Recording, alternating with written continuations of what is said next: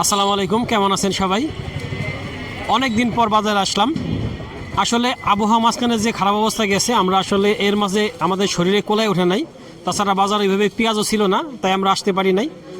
তবে আজকে অনেক দিন পর আসছি ফরিদপুর জেলার শালদা উপজেলার বালিয়াগুটি বাজারে। বাজারটা প্রতি সোমবার এবং শুক্রবার সকাল থেকেই মিলে থাকে।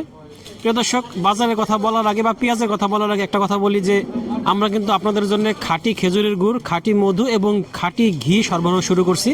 যাদের লাগে আমাদের সাথে যোগাযোগ করতে পারে। ইনশাআল্লাহ আপনাদেরকে আমরা ফরিদপুর শহরের মধ্যে ফ্রি হোম ডেলিভারি দিব এবং সারা দেশে কুরিয়ারের মধ্যে পাঠিয়ে দেব।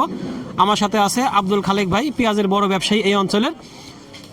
আর মুড়িঘাটা পেঁয়াজ নিয়ে যে একটা বিতর্ক ছিল, তর্ক ছিল, সেগুলো কিন্তু অনেকটা অবসান হয়ে গেছে। পেঁয়াজের দাম কিন্তু এখন একদম নিয়ন্ত্রণের মধ্যে, যার জন্য সরকার কিন্তু ইতিমধ্যেই ঘোষণা করছে যে ভারতীয় যে পেঁয়াজ সেটার আমদানি করবে না বা বিদেশ থেকে কোনো পেঁয়াজ আমদানি করবে না।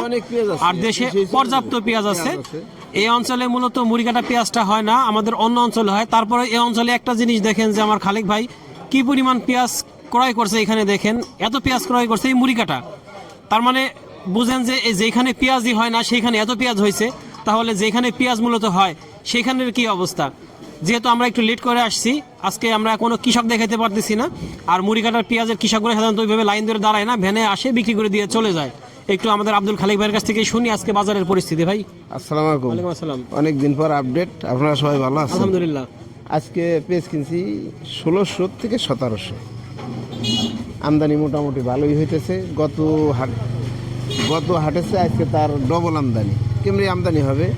কিন্তু দেশে পর্যাপ্ত পরিমাণ কৃষক পেঁয়াজ লাগাইছে। যদি সরকার কৃষককে সামান্য একটু বাঁচায় নেয় বা কৃষকের প্রতি খেয়াল রাখে, তাহলে বাহিরে পেঁয়াজের কোনো দরকার হবে না। গতবার হচ্ছে ডবল আমদানি, ডবল আবাদ করছে কৃষক। মোটামুটি গতবার ভালো টাকা পাইছে, কৃষকের লস হয় নাই, মোটামুটি লাভই হয়েছে। যে পর্যায়ে বাজারটা গেছে লাভ হয়েছে। যদি এইভাবে কৃষক দিক সরকার একটু করে, তাহলে মোটামুটি দেশের পেঁয়াজেই দেশ চলে যাবে। আরও মনে হয় যে বাইরেও যদি এবার যে আবাদ করছে যদি ভালো হয়, ফসলটা আবহাওয়া ভালো থাকে বা ভালোভাবে হয় পেঁয়াজটা গতবারের মতো, তাহলে বাইরেও এই পেঁয়াজ দিতে পারবে। এত পরিমাণ পেঁয়াজ কৃষকের আবাদ করছে কৃষক। আপনারা তো নিজে পেঁয়াজ চাষ করেন, পেঁয়াজের কি অবস্থা? লাগানো শেষ? হ্যাঁ, লাগানো শেষ, মোটামুটি ভালো।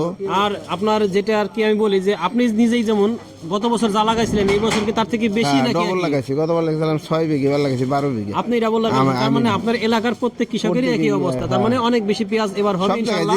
যে সব জায়গাতে পেঁয়াজ লাগাইতো না, সে সব জায়গাতেও আমাদের এই এলাকা থেকে হালি নিয়ে লাগাইতেছে। মানে পেঁয়াজের আবাদ বেশি, অনেক বেশি। আর সারের যে একটা সমস্যা ছিল সেটার কি অবস্থা? সারের সমস্যা তো এখনো আছে। সারের সমস্যা সিন্ডিকেট ডিলার, এরা রাতের অন্ধকারে সার বিক্রি করতেছে। কিছু কৃষকের সার পাইতেছে না। সরকারি রেটে 1020 টাকা না 50 টাকা, এরা বেছে 1700 টাকা বস্তা। এই হলো সংকট। কিন্তু এই যে নিম্ন পর্যায়ে যারা এই যে সরকারি লোক আছে ঠিকাদারের মাধ্যমে, এরা এই সিন্ডিকেট করাই দিয়েছে, কিন্তু উপরে যারা অফিসার আছে এরা জানতেছে না। এরা এই ঠিকাদারের মাধ্যমে সিন্ডিকেট করে এরা সার বিতরণ করতেছে রাতের অন্ধকারে। বুঝছেন? ধন্যবাদ ভাইকে। আসলে একটা কথা ভাই বলছে, এই বিষয়টার সাথে আমি একমত যে আমাদের বাংলাদেশের যেসব অঞ্চলে কোনোদিন পেঁয়াজ চাষ হয় নাই, যেমন ধরুন রাঙামাটি অঞ্চল, সিলেট, মৌলভীবাজার, সুনামগঞ্জ, এসব কখনো কিন্তু পেঁয়াজ আমদানির চাষাবাদ হয় না। কিন্তু এই বছর আমরা জানতে পারছি এবং আমাদের মাধ্যমেই অনেক চারা তারা নিছে পেঁয়াজ চাষাবাদ করার জন্য। আমাদের কাছে বীজ নিছে পেঁয়াজ চাষাবাদ করার জন্য। শুধু এই অঞ্চল না, অন্য অঞ্চল আছে, শেরপুরও বলেন, সেখানে পেঁয়াজ হয় না, সেসব জায়গায় কিন্তু গেছে, নেত্রকোনায় গেছে। তার মানে সারা দেশে একটা পেঁয়াজের চাষাবাদ শুরু হয়েছে।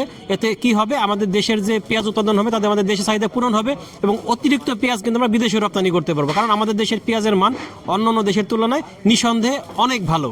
আর সার যে একটা সমস্যা সৃষ্টি করছিল সেটা এখনও আছে, সেটা চলমান আছে। সরকারকে বলবো এই বিষয়ে কড়া পদক্ষেপ নেওয়ার জন্য, তাহলে সবার জন্যই ভালো, কৃষকের জন্য ভালো, সাধারণ মানুষের জন্যও ভালো।